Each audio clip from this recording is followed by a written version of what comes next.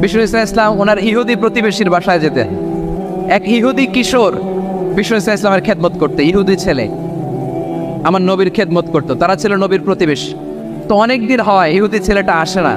বিশ্বনবী খোঁজ দিলেন ঘটনা কি, একটা ইহুদি ছেলে না আমার খেদমতে আসতো, ছেলেটা কই? খোঁজ নিয়ে জানলেন ছেলেটা অসুস্থ।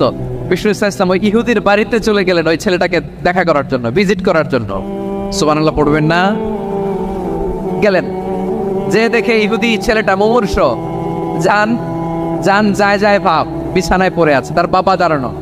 বিশ্বনবী তার মাথার পাশে বসলেন, মাথায় হাত বুলিয়ে দিলেন, আর ছেলেটাকে বললেন আসলিম, হে ইহুদি ছেলে আসলিম, ইসলাম ধর্ম গ্রহণ করো।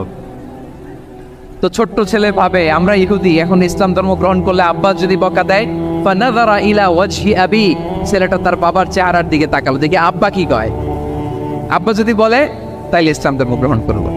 ইহুদি ছেলেটা তার বাবার দিকে যখন তাকালো, ওর বাবা বলে আতিয়া আবুল কাসিম, আবুল কাসিম যা বলে তাই করো।